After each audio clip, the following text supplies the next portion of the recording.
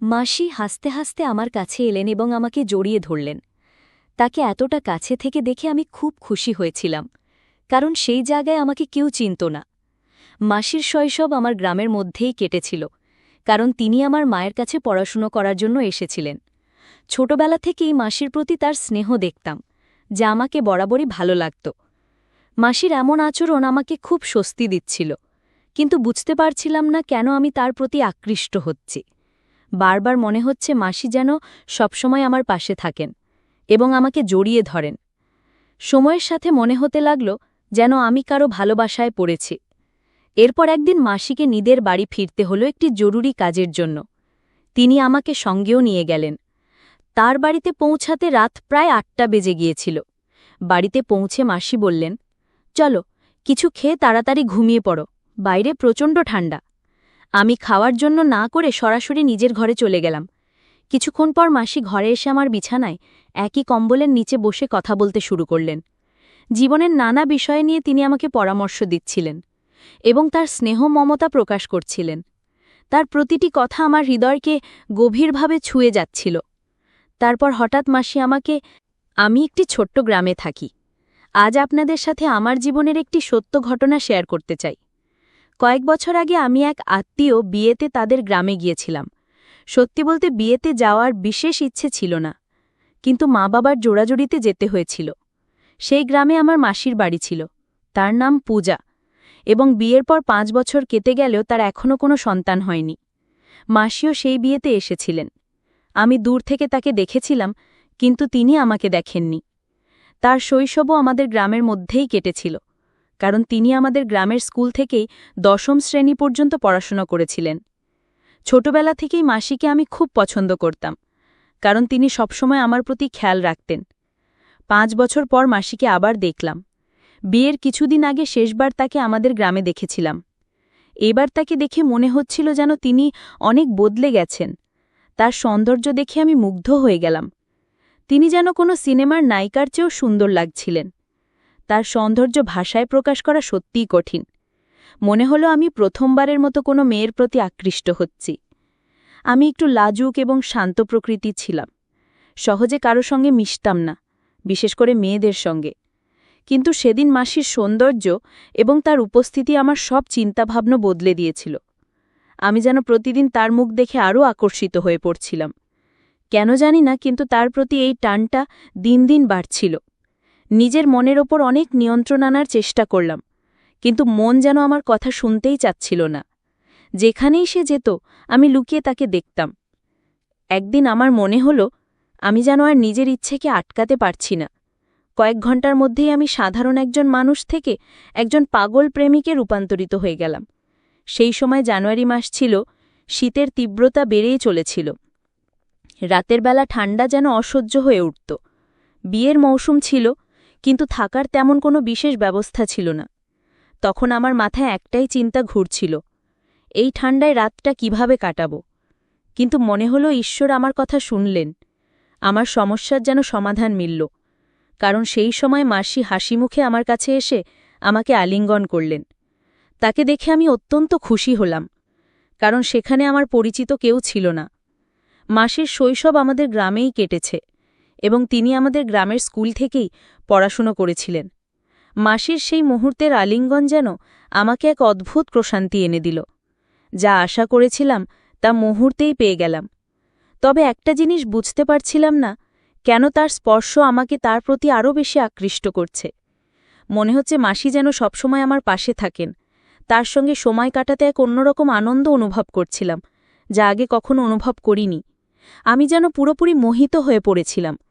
ঠিক তখন মাসি একটু দূরে সরে গিয়ে বললেন, কুনাল, তুমি কখন এলে? আমি উত্তরে বললাম, মাসি, আজই এসেছি। মাসি তখন বললেন, তোমাকে বেশ চিন্তিত লাগছে, কি হয়েছে? তখন আমি তাকে আমার রাতের ঘুমের অসুবিধার কথা বললাম। মাসি পারলেন, এতে চিন্তার কিছু নেই, তুমি আমার বাড়ি চলো, সেখানে তুমি নিশ্চিন্তে ঘুমাতে পারবে। কথা শুনে আমি খুব খুশি হলাম এবং মাসির সঙ্গে তার বাড়ির দিকে রওনা দিলাম। রাতের আধার ছিল আর রাস্তা ছিল সরু। মাসি বললেন, কুনাল, আমার হাত দাও, অন্ধকারে তুমি হয়তো পথ চিনতে পারবে না। তখন আমি তার হাত ধরার জন্য হাত বাড়ালাম। তার হাত ধরে এগিয়ে যাওয়ার মুহূর্তটি যেন আমার মনে এক নতুন অনুভূতি এনে দিল। তার নরম হাতে হাত রাখতেই মনে হল যেন এক অদ্ভুত শক্তি আমার ভেতর জেগে উঠেছে। তার হাত ধরে হাঁটতে হাঁটতে আমার মনে এক অসাধারণ আনন্দ হচ্ছিল। আমরা ধীরে ধীরে হাত ধরে তার বাড়ির দিকে এগিয়ে চলছিলাম। পথে দেখতে পেলাম আরও কিছু লোক তাদের গ্রামে ফিরছিল। আমরা সামান্য দূর হেঁটে যাওয়ার পর দেখলাম ৫-৬ জন মহিলা নিজেদের মধ্যে কথা বলছে। তাদের কথা কানে আসতেই শুনতে পেলাম, একজন বলছে, শুনেছি তোমার মেয়ের কাল এঙ্গেজমেন্ট, পূজাকে ডেকো না, তা না হলে কোনো অমঙ্গল হবে।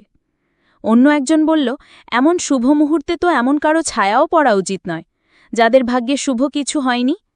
রাজেশকে ছিঁড়ে অন্য একজনের সঙ্গে নতুন সংসার শুরু করা উচিত বলে তাদের মধ্যে আলোচনা চলছিল। রাতের অন্ধকারে তারা বুঝতেই পারল না আমরা তাদের পেছন পেছন হাঁটছিলাম। তাদের কথা শুনে মাসি আমার হাত শক্ত করে চেপে ধরলেন। মনে হচ্ছিল যেন তিনি অনেক কষ্ট সহ্য করছেন। আমি এই কথা শুনে খুব কষ্ট পেলাম এবং বুঝতে পারছিলাম কতটা বেদনায় তিনি দিন কাটাচ্ছেন। কিছুক্ষণ পর মাসি হঠাৎ কান্নায় ভেঙে পড়লেন। তাকে এতটা ভেঙে পড়তে দেখে আমিও বিচলিত হয়ে পড়লাম। আমি তাকে থামানোর জন্য বললাম, মাসি প্লিজ থামুন। তিনি থেমে গেলেন। আমি তার কাঁধে হাত রেখে বললাম, মাসি এদের কথা শুনে মন খারাপ করবেন না। আপনি জানেন এতে আপনার কোনো দোষ নেই। আপনি খুব ভালো মানুষ। বিশ্বাস করুন একদিন সব ঠিক হয়ে যাবে। আমার কথা শুনে মাসি কান্না করতে করতে আমাকে জড়িয়ে ধরলেন এবং বললেন, কুনাল, এটা নতুন কিছু নয়, আমার সাথে এটা সবসময় হয়। এখন আর বেঁচে থাকার ইচ্ছে নেই। তার এই কথা শুনে আমি তাকে আলতো করে দূরে সরিয়ে দিয়ে তার মুখে আঙ্গুল রেখে বললাম, মাসি এমন কথা আর কখনো বলবেন না। আমি তাকে অনেকবার বোঝানোর চেষ্টা করলাম। কিছুক্ষণ পরে তিনি শান্ত হলেন। প্রায় 10 মিনিট হাঁটার পর আমরা তার বাড়িতে পৌঁছালাম। বাড়িতে ঢুকে দেখলাম মেশো বাড়িতে নেই।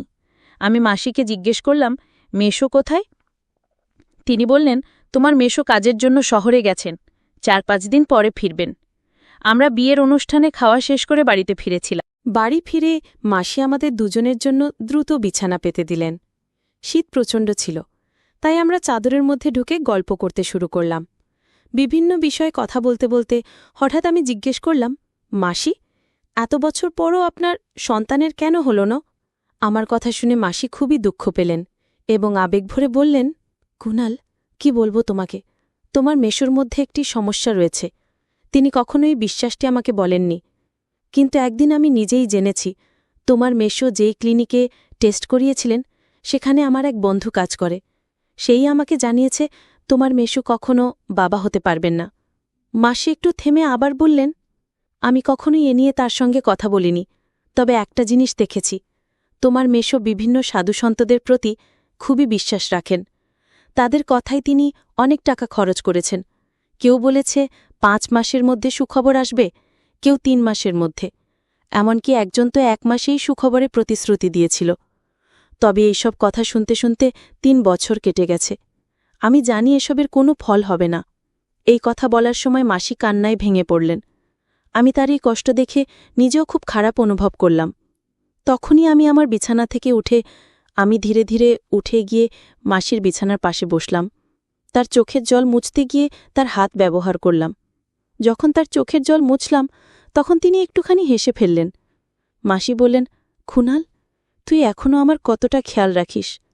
আমি একটু হেসে দিলাম এবং আমার বিছানায় ফিরে যেতে চাইলাম, কিন্তু ঠিক তখনই মাসি আমার হাত ধরে বললেন, কুনাল, যদি তুই আজ এখানে না থাকতিস আমি হয়তো এমন কিছু করে ফেলতাম যা ভুল হতো। তুই সত্যিই খুব ভালো, আজ তুই আমাকে বাঁচিয়েছিস। তিনি আমার হাত নিজের হাতে নিয়ে বললেন, তোর মতো পুরুষ খুব কমই আছে যারা মহিলাদের কষ্ট বোঝে এবং তাদের অনুভূতিকে গুরুত্ব দেয়। তুই সত্যিই অসাধারণ। এই কথা শুনে আমার মনে এক অদ্ভুত আনন্দ হল। আমরা কথা বলতে বলতে মাসি আমার হাত আলতো করে চেপে ধরছিলেন। আমি তার দিকে কিছু বলার চেষ্টা করছিলাম, কিন্তু আমার মনে যেন এক বিশাল ঝড় উঠেছিল। মনে হচ্ছিল আমি তাকে স্পর্শ করতে চাই, কিন্তু নিজের ইচ্ছেকে দমন করলাম। মাসি তখন হঠাৎ বললেন, যে মেয়ে কোর সঙ্গে বিয়ে করবে সে খুবই ভাগ্যবান হবে। তুই নারীদের সম্মান করিস এবং তাদের অনুভূতি ভালোভাবে বুঝিস।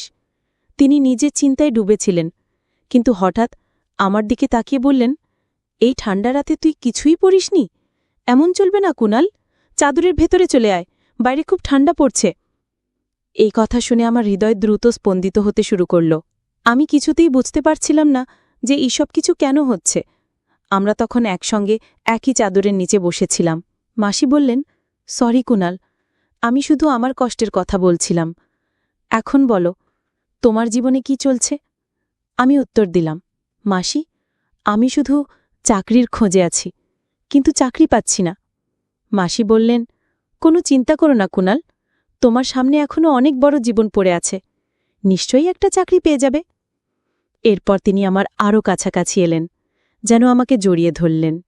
তারপর মাসি হাসতে হাসতে বললেন, তোমার কি কখনো মনে হয়নি যে তোমারও একজন গার্লফ্রেন্ড থাকা উচিত? আমি বললাম, মাসি, এমন চিন্তা তো আসে, কিন্তু এখনো তেমন কাউকে পাইনি।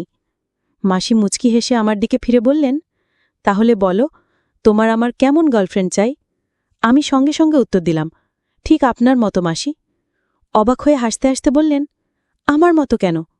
আমি বললাম, কারণ আপনি খুব সুন্দর, বুদ্ধিমতী আর মনের দিক থেকে অসাধারণ একজন মানুষ। মাসি মজা করে বললেন, তুই মিথ্যে বলছিস। আমি হেসে বললাম, মিথ্যে কেন বলবো মাসি? যদি আপনি আমার চোখ দিয়ে নিজেকে দেখতে পারতেন, তাহলে বুঝতে পারতেন আমি সত্যি বলছি না মিথ্যে বলছি। এরপর মাসি একটু থেমে জিজ্ঞেস করলেন, তুই আমাকে নিয়ে কি ভাবিস? আমি শান্তভাবে উত্তর দিলাম, মাসি, আমাকে আপনার খুব ভালো লাগে। ধীরে ধীরে আমার মনে হচ্ছিল মাসিও হয়তো আমার প্রতি একটু আগ্রহ দেখাচ্ছেন।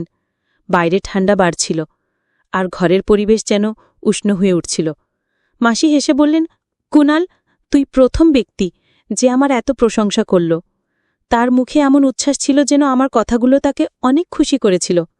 আসলে সবারই নিজের প্রশংসা শুনতে ভালো লাগে, আর আমার মাসি প্রশংসারই যোগ্য ছিলেন। আমি মাসিকে একটা কথা বলতে চেয়েছিলাম, কিন্তু কথাগুলো আমার মুখে এসে আটকে গেল।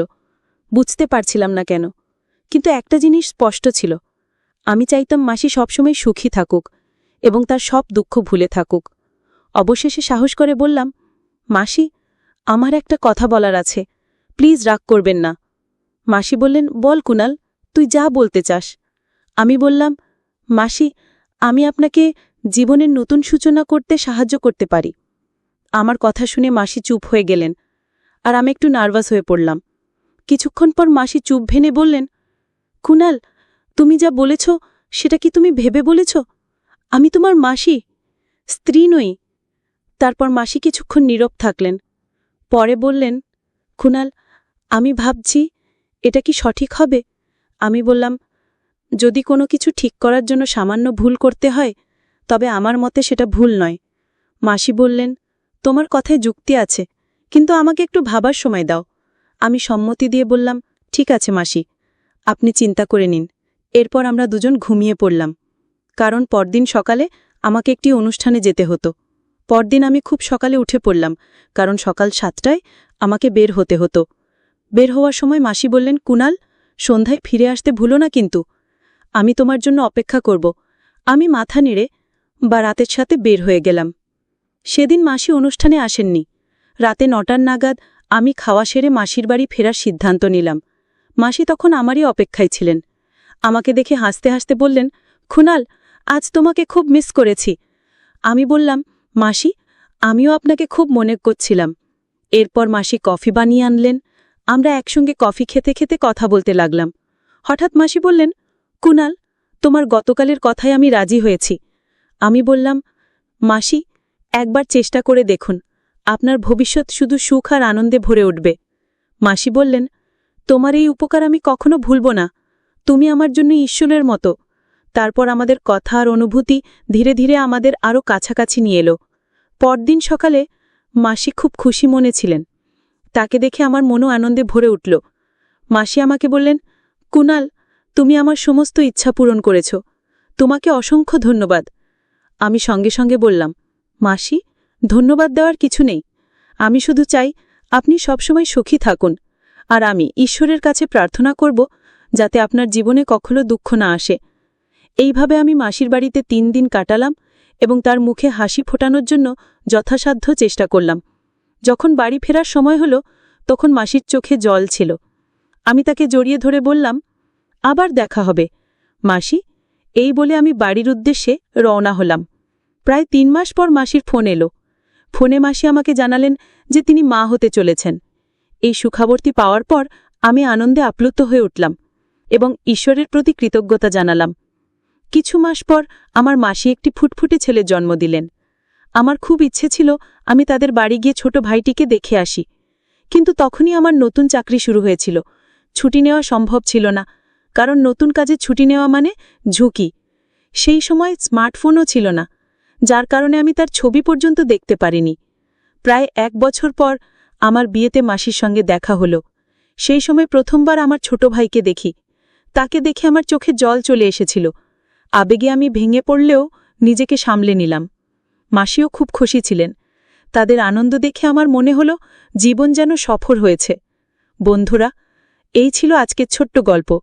গল্পটি কেমন লাগলো কমেন্ট করে জানান।